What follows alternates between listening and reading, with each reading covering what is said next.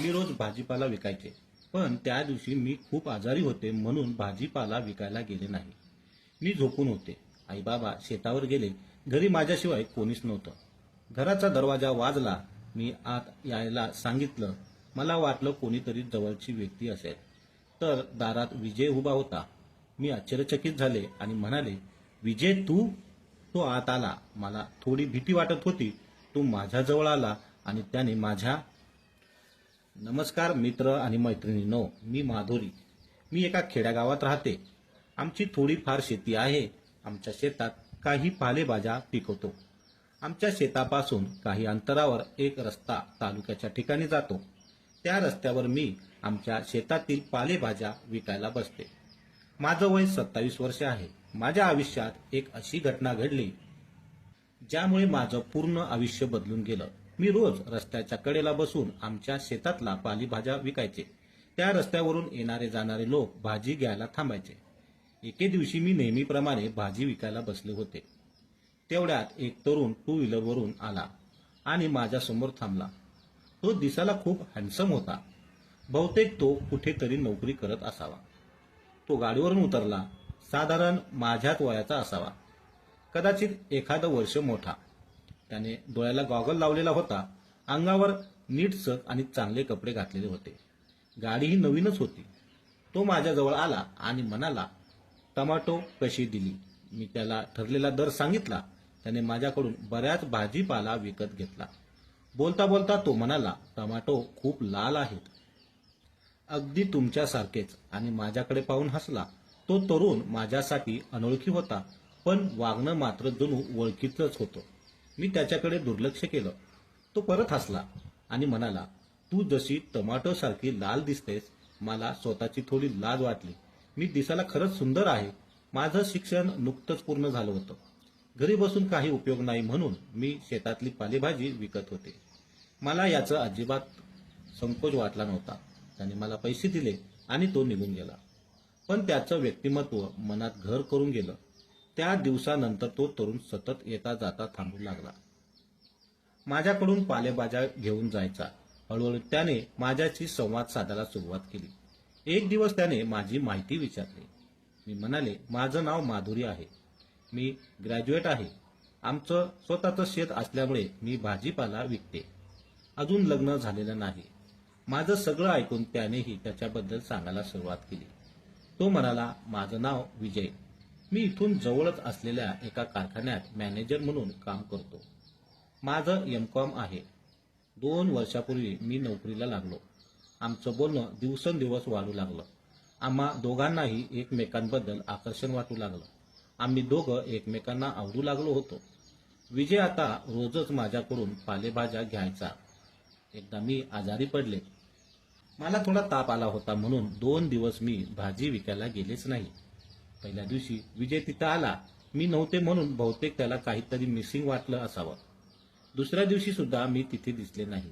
तेव्हा त्याने आजूबाजूला चौकशी केली आणि तो थेट माझ्या घरी आला. त्यावेळी आई बाबा शेतात गेले होते. मी एकटीच घरी होते.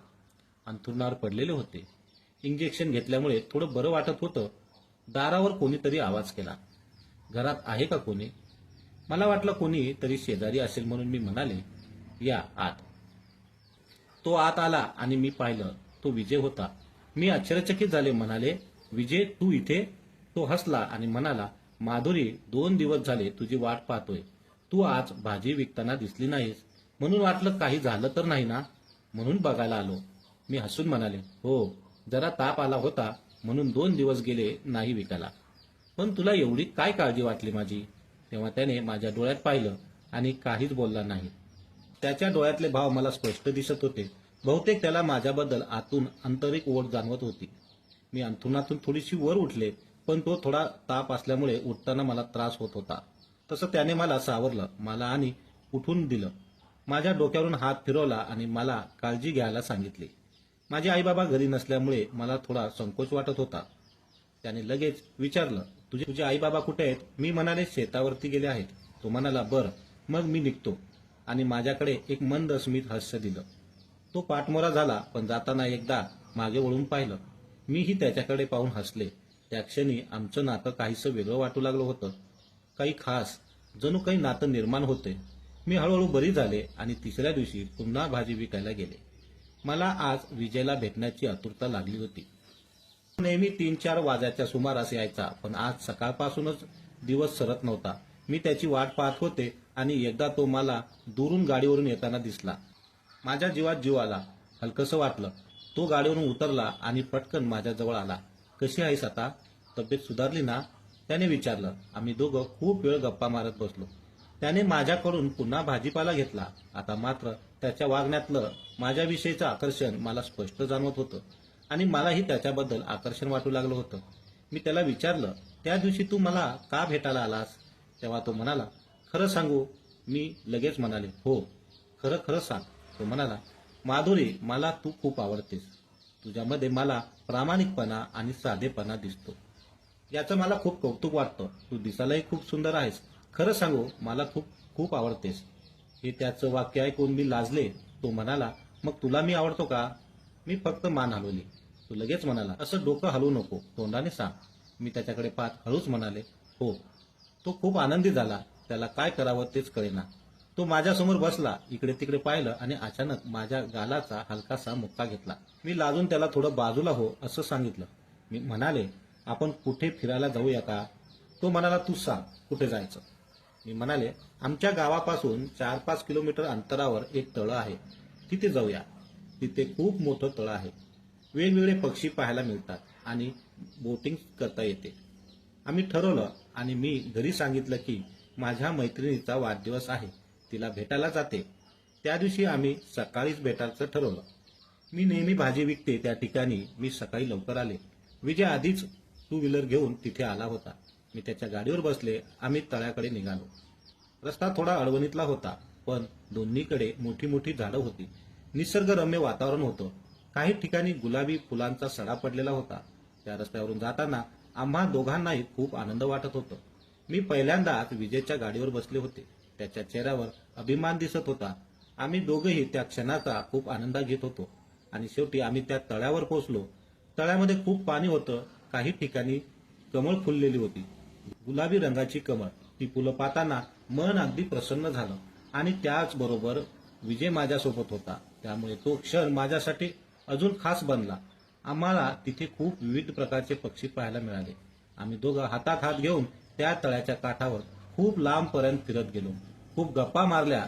नंतर आम्ही चालत चालत एका ठिकाणी आलो, जिथे एक सुंदर गुलमोहरचं झाड होतं. त्या झाडाखाली आम्ही दोघं जाऊन बसलो. गुलमोहराच्या लालसर फुलांनी जणू लालमयी झालं होतं. जमिनीवर लालबुंद सडा पडलेला होता, जणू निसर्गाने आमच्या प्रेमासाठी खास गालिचा अंतरला होता. काही फुलं हळूहळू आमच्या डोक्यावर पडू लागली आणि त्यात प्रत्येक क्षणी आम्हाला एक वेगळी अनुभूती मिळत होती. शांतता, समाधान आणि प्रेमाचा गडद स्पर्श.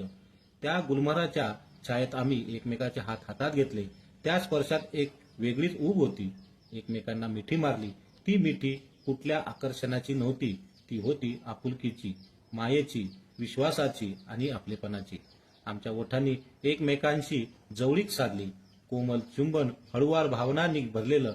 त्या क्षणी आम्ही प्रेमात हरवून गेलो होतो. आमचं प्रेम केवळ शारीरिक नव्हतं, ते मनामध्ये गुंफलं गेलं होतं.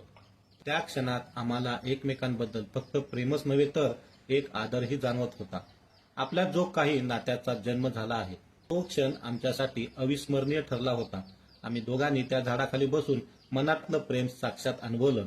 काही वेळाने आम्ही आमच्या त्या प्रेमाच्या दुनियेतून परत आलो वास्तव्यात, पण आमच्या डोळ्यात अजूनही गुलमोहराच्या सड्याची आणि त्या लालसर प्रकाशात भरलेल्या प्रेमाची झलक होती. आम्हाला खूप प्रेम लाभलं होतं, परस्परांचं, निखळ, शुद्ध आणि निशब्द. त्या दिवशीच आम्ही इथेच ठरवलं की आपल्याला एकमेकांचा स्वभाव, विचार आणि जगण्याची पद्धत खूप आवडते. मग का बरं आपण आपल्या आयुष्याला एकत्र गुंफून जगू नये?